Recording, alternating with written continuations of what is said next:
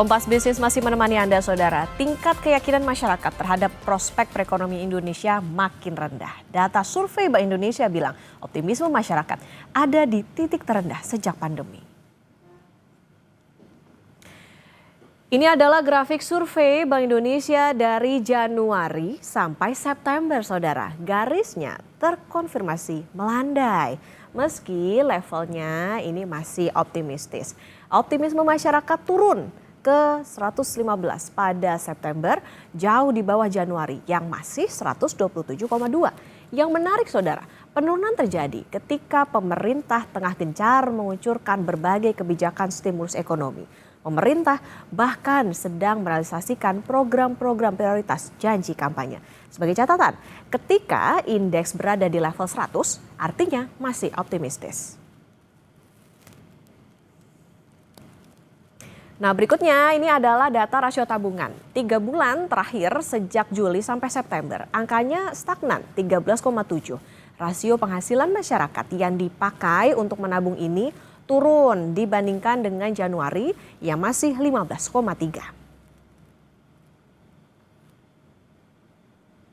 Kami masih memakai data Bank Indonesia, kenaikan proporsi konsumsi ke 75,1% terjadi saat rasio tabungan stagnan. Kenaikan konsumsi ini terjadi pada kelompok mayoritas dengan pengeluaran 1-2 juta, 3-4 juta, bahkan di atas 5 juta. Berikutnya kita lihat rasio angka cicilan kredit. Dibandingkan awal tahun, angkanya masih naik ke 11,2. Meskipun sebenarnya kalau dilihat angka ini turun dibanding bulan sebelumnya. Nanti kita konfirmasi, Saudara, ke ekonom, apa sih makna data konsumen ini? Belanja naik saat tabungannya stagnan. Apakah harga kebutuhan pokok yang naik bikin masyarakat keluar uang lebih banyak?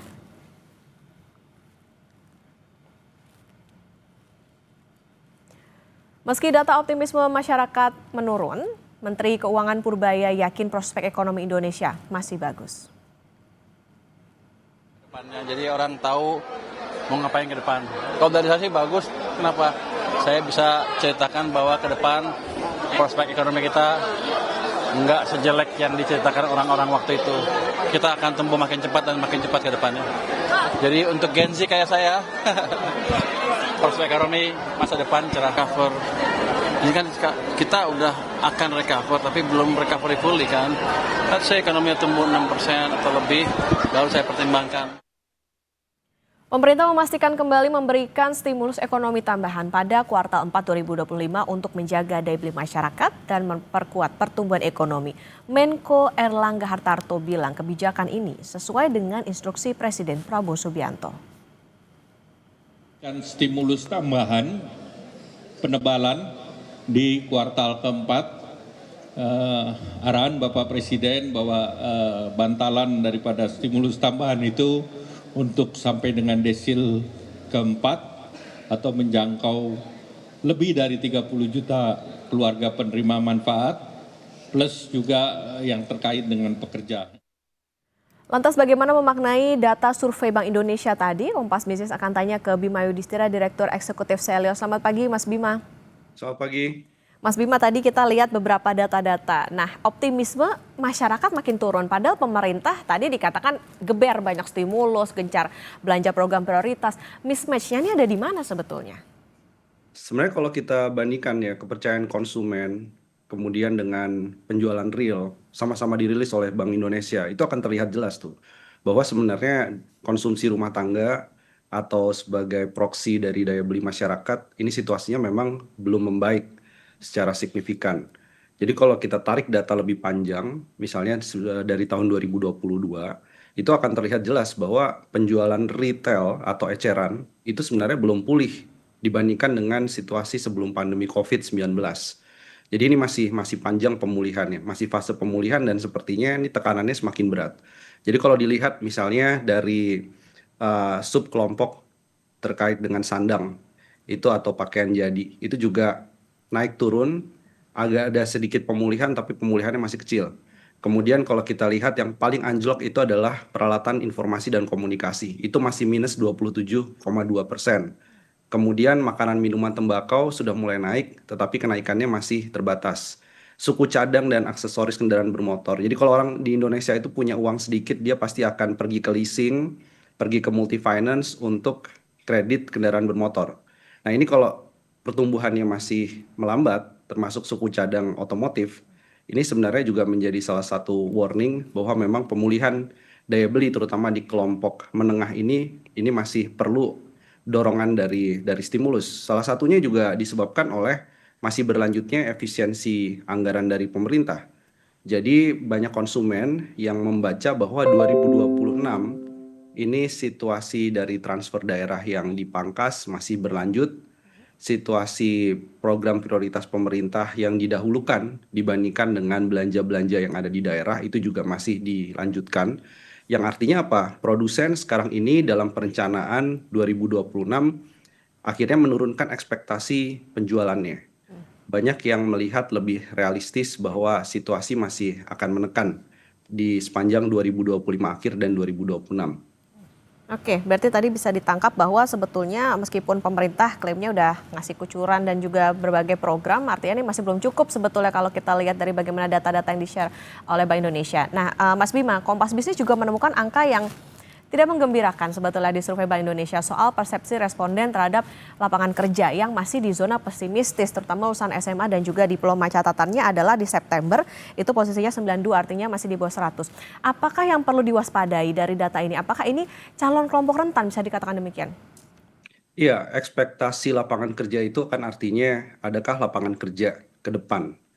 Dan ini nanti akan berpengaruh juga terhadap perilaku konsumen. Kalau lapangan kerja ke depannya masih dikatakan sedikit pesimis, maka mereka juga akan berjaga-jaga. Yang masih kerja itu berjaga-jaga jangan sampai mereka jadi korban dari PHK atau kontraknya diputus atau outsourcingnya dihentikan.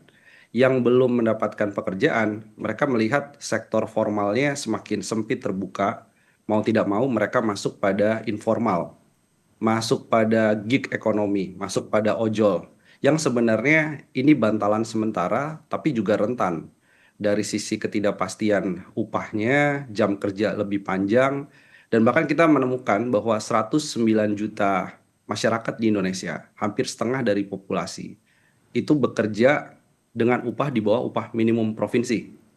Dan sebanyak 25 juta orang itu bekerja lebih dari 48 jam setiap minggunya. Jadi kalaupun ada pekerjaan, pekerjaannya adalah pekerjaan yang lebih rentan. Jadi ekspektasi lapangan kerja menyempit ke depan, ini harus jadi review besar pemerintah.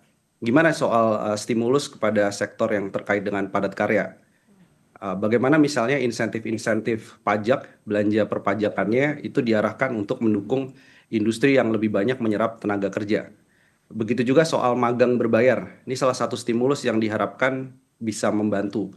Tapi magang berbayar ini harus dipastikan perusahaan setelah magang selesai mau menyerap berapa persen.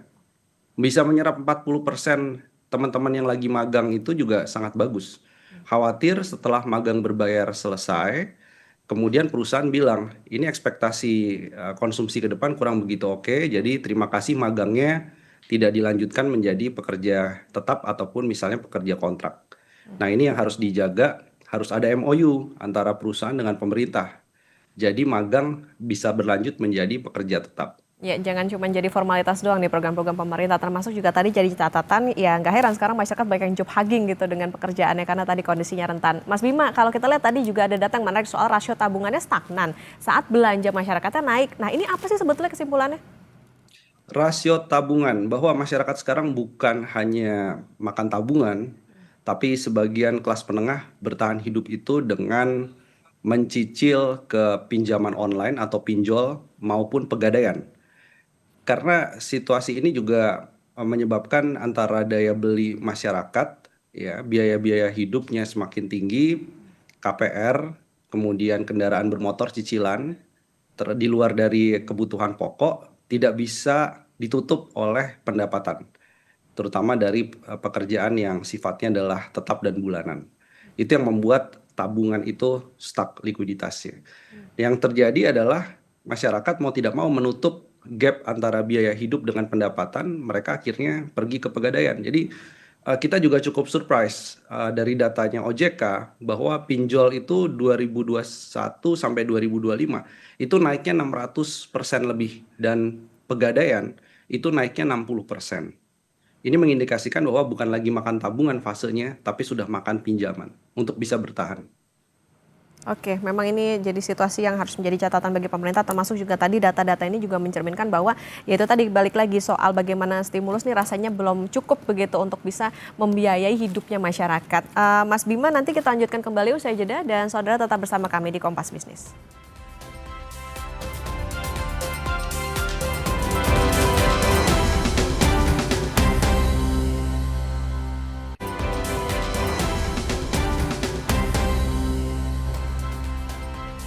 Kembali di Kompas Bisnis Saudara dan kita akan melanjutkan perbincangan bersama dengan Direktur Eksekutif Selyos Bima Yudhistira. Mas Bima, kita lanjutkan kembali tadi kalau sudah disinggung soal nih masyarakat udah bukan makan tabungan lagi nih tapi udah makan utang. Kalau datanya begini, gimana sebetulnya kualitas ekonomi kelas menengah sama kelompok rentan ini? Apakah stimulus yang katanya Menko Erlangga bisa mengobati daya beli bisa nyetop tren makan utang itu tadi?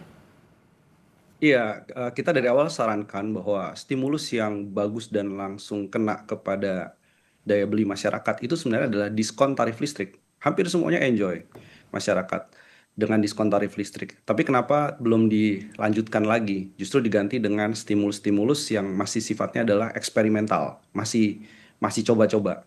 Padahal pada waktu Januari, Februari kita merasakan diskon tarif listrik pada waktu itu sampai 1.300 VA. Dan itu kalau dinaikkan menjadi 2.200 VA misalnya diskon tarif listrik, dikasih 40% saja diskon. Itu pekerja akan happy, pasti akan happy karena uang yang digunakan untuk biaya listrik bisa dibelanjakan untuk keperluan lainnya. Nah ini yang menarik begini, efek dari stimulus yang terlalu kecil, ini terlihat pada penjualan eceran di Jakarta.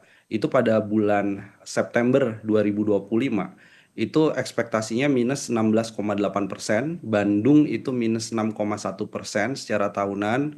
Kemudian ada lagi Medan ini memang perlu didorong peralihan dari basis komoditas yang sekarang kurang begitu bagus, dia harus cari model-model pertumbuhan yang bagus. Jadi itu harus dibantu oleh stimulus-stimulus dari sisi pemerintah.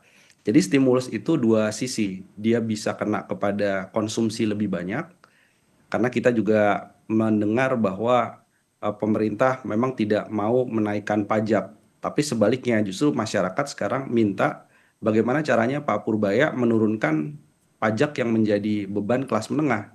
Apa itu? PPN. Jadi kalau PPN-nya bisa diturunkan dari 11 menjadi 8%, itu bisa membantu konsumsi lebih naik di kelas menengah. Sumbangan pajak lainnya nanti juga akan naik. Jadi nggak usah khawatir kalau PPN turun nanti rasio pajak gimana. Enggak. Justru kalau PPN-nya turun nanti rasio pajak bisa naik. Karena dibantu oleh pajak-pajak lainnya seperti PPh Badan dan juga dari Bea Cukai yang juga akan naik.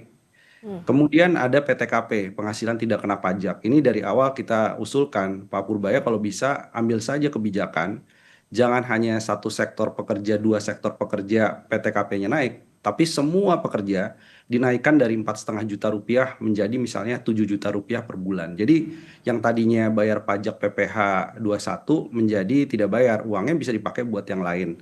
Nah, di Indonesia bagian timur ini kita agak concern dengan Manado. Manado itu dia minusnya 28,9% secara tahunan untuk penjualan eceran. Jadi warung-warung, toko kelontong, kemudian yang toko spare part otomotif, counter-counter pulsa, itu juga merasakan adanya tekanan. Nah di Manado ini harus dicari tahu nih, apa penyebabnya dan juga stimulus apa yang bukan generalisir secara nasional, tetapi dia bisa spesifik di daerah-daerah yang memang sedang mengalami kontraksi dari sisi penjualan eceran.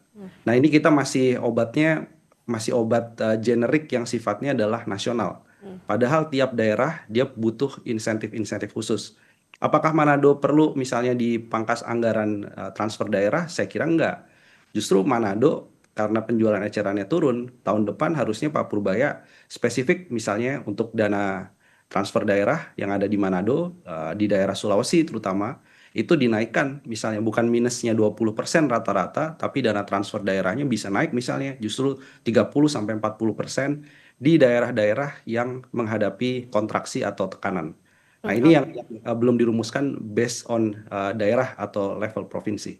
Ya, stimulus ada tapi jangan sampai ada dan tiada nih gitu. Jadi sifatnya kayak tadi ya, catatannya adalah jangan sampai eksperimental. Mas Bima, kalau optimisme masyarakat kita turun, kemudian juga Bank Dunia, IMF, OECD bilang ekonomi sulit nih tembus 5% tahun ini. Tapi pemerintah justru yakin bisa di atas 5%. Bahkan di triwulan 3 2025 masih bisa optimisnya di 5,1%. Mungkin nggak nih? Ya, mungkin tidak mungkinnya tergantung. Kenapa tergantung? Biasanya memang di akhir tahun belanja pemerintah bisa naik, bisa didorong. Tapi sekarang kan modenya adalah sedang mode austerity atau mode penghematan ketat. Maka apakah bisa berharap meskipun pencairannya 100%, dana di daerah ataupun di pemerintah pusat itu bisa mendorong konsumsi pemerintah bisa tumbuh lebih tinggi lagi? Itu belum tentu. Dibandingkan tahun lalu pastinya masih tetap negatif pertumbuhannya. Kemudian dari sisi investasi juga tergantung. Biasanya di kuartal ketiga dan keempat ini panen investasi yang tadinya komitmen jadi realisasi. Tapi investasi pun kalau masuk, pertanyaan berikutnya bukan hanya nominalnya, tapi juga serapan tenaga kerjanya gimana? Karena kita temukan investasi itu bukannya tidak masuk, masuk investasi langsung, tetapi lebih banyak ke padat modal. Serapan tenaga kerjanya semakin lama makin kecil. Jadi tergantung pemerintah sebaiknya satu sisi berpikir sisa akhir tahun ini mau diapakan. Karena saya tidak yakin 100% apa yang dilakukan Pak Purbaya, injeksi 200 triliun misalnya ke Bank Himbara, itu bisa langsung dirasakan pada akhir tahun 2025 ini. Bisa jadi efeknya ada dua nih. Kalau dia berhasil 2026 kuartal pertama pertumbuhan naik, atau kalau dia tidak berhasil jadi NPL, jadi kredit macet di kuartal pertama 2026. Pertaruhannya begitu kalau untuk yang stimulus 200 triliun. Jadi yang bisa digerakkan sekarang adalah bangun confidence, bangun kepercayaan dari para investor dan pelaku usaha. Bahwa kebijakan ini nggak berubah-ubah. Semua sedang nunggu. TKDN mau diapain, Pak Prabowo? Kemudian dari sisi kuota impor itu mau diapakan? Ya. Karena makin tidak pasti kebijakan dan juga ada negosiasi dengan Amerika yang masih berlanjut, ini sebagian besar tahan diri untuk investasi di akhir tahun. Kemudian juga terkait dengan masalah birokrasi dan koordinasi lintas kementerian ini. Ini saya kira Pak Purbaya ini menggantikan fungsi PCO, terutama PCO atau bagian komunikasi di bidang ekonomi nih. Nah ini kan perlu dilihat juga gitu ya, apakah itu yang perlu dilakukan oleh Pak Purbaya atau sebenarnya itu tugas oleh kementerian lainnya. Jadi jangan sampai Pak Purbaya jadi double job. Dia bikin press conference untuk menggerakkan sentimen, misalnya sentimen pasar, tapi jangan lupa bahwa yang dilihat oleh investor itu adalah kebijakan yang akan dilakukan dari sisi fiskal. Nah, ini yang saya kira pembagian tugas dan koordinasi lintas kementerian ini juga harus akrab. Yang terakhir juga apa yang terjadi dengan Pak Purbaya dan Pak Bahlil misalnya soal kilang minyak, kemudian soal impor LPG, beban subsidi. Nah, itu nggak boleh dibuka ke publik gitu. Itu harus di internal kementerian saja harus koordinasi dulu sebelum melakukan statement.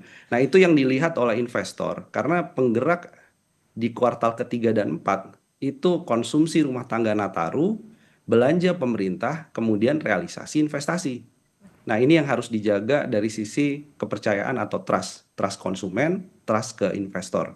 Ini yang kita lihat masih minus, masih belum. Masih belum. Oke, Mas Bima, kalau tadi ada optimisme bisa tumbuh di atas 5%, kalau dari Mas Bima sendiri dari Selios, estimasi pertumbuhan ekonomi tahun ini berapa nih? Kalau kita melihat kan Menkyu juga banyak kasih likuiditas ke sistem keuangan Indonesia.